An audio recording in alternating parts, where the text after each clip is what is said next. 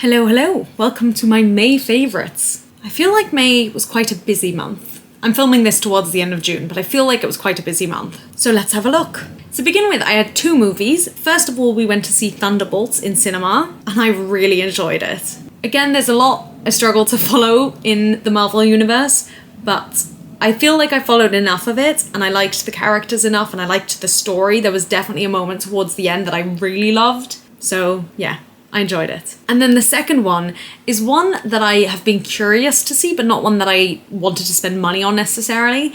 And it's Everybody's Talking About Jamie. Now, when I've listened to the music from the musical, I've never been overwhelmed by it. It's not been one that I'm, fully in love with or anything. But I really enjoyed the movie. I really enjoyed it. So that was good as well. Now on to a couple of books. First of all, The Signature of All Things by Elizabeth Gilbert. Now, I read a non-fiction by Elizabeth Gilbert called Little Magic, Big Magic, maybe? Which I loved at the time. This is like a year and a half ago, maybe? And this was put down as a historical fiction, which anyway is right up my street. It is a very big book. I think I listened to it on audiobook, I think it was 20 hours. So not impossible. I mean, I know that there are some that are 30, 40, 50 hours, but 20 hours definitely is on the long end. I would say the average is probably around 12. And actually, I did both audiobook and ebook for this, I think. And I thoroughly enjoyed it. As I say, historical fiction is anyway up my street. And I loved being in the time period that I was in.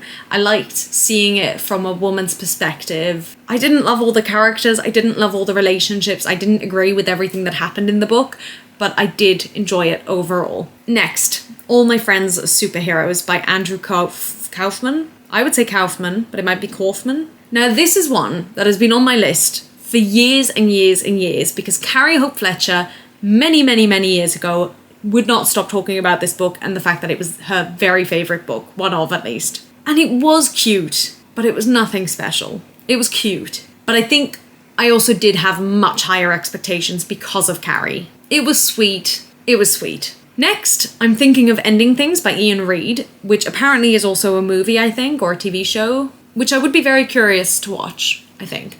This was very, very weird, and it was just very weird. I didn't dislike it, but I didn't love it. It was just weird. And it didn't necessarily hook me either, like I wasn't gripped. I was just curious, if that makes sense. But I did enjoy it, I think. It was weird. Now, the next one I read was Coraline, which is by Neil Gaiman, who we do not support on this channel one bit. But I got it from the library, and and correct me if I'm wrong, if there are any librarians out there, please do let me know. But I always think if you're going to read a book by an author you don't agree with, using the library, unless you've already got pre-owned copies, but using the library is the best way to do it, because I don't think, I always imagine that the author doesn't get any more money once the library already has it. I could be wrong. Now, I've seen Coraline a number of times, and it's one of those that really stuck with me. I remember the first time I watched it. And I was just curious what the book form was like. I was curious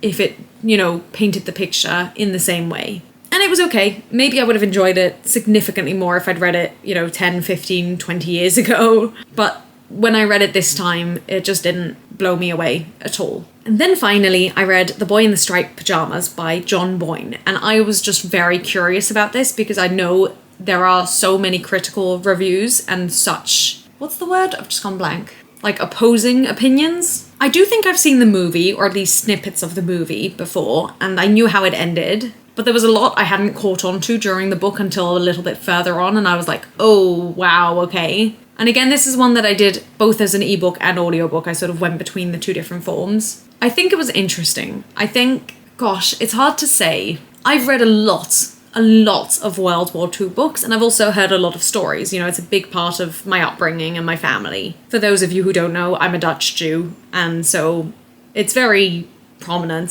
to me. Well, more so, my family, but still. It was interesting to see it from the perspective of someone who is so ignorant. It did get a bit annoying, but I think it's meant to. I don't know. I'm really glad I read it. I don't know how I feel about it. I don't know if I would recommend it.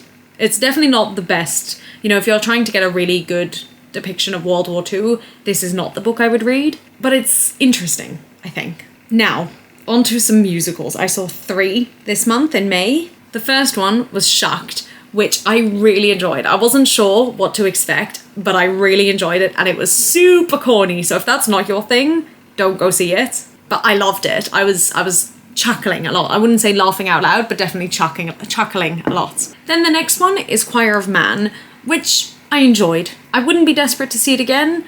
I think it's fun for a night out, and especially for people who maybe don't like musicals as much. But I think the problem is it wasn't only fun, and that's what I wanted from it. And it just had an emotional journey that I wasn't prepared for or in the mood for. You sometimes when you're going into that, it's fine. But if you're not aware of it, I don't know. I enjoyed it. It just wasn't my favourite. And then the third one was Cabaret, which I have seen before, but I had much better seats this time, and I felt like I could focus a lot more this time. In hindsight, maybe I was also less tired. The last time I went to see it, it was in the middle of rehearsals. We were doing, I think, 6-day weeks with long days, learning lots of information. Like, I was probably just exhausted, but I definitely feel like I was able to enjoy it significantly more this time. Maybe this time, for the first time. Well, it wasn't the first time, but anyway. So yeah, I thought it was really good. I really recommend it, but it's so hard to get cheap tickets, so I don't know what to suggest. And then finally, before the Song of the Month,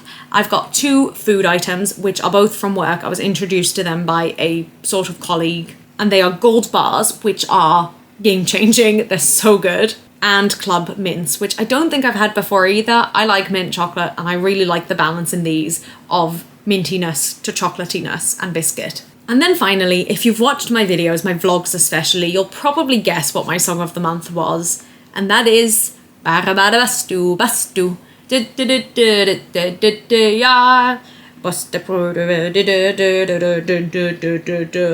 Obviously, I don't know it that well, but it's great. And it's by Kaj. And that is everything. Now it's almost the end of June, so by the time I finish this, it won't be long until I do my June favourites. And I've got some good ones in that too, I think.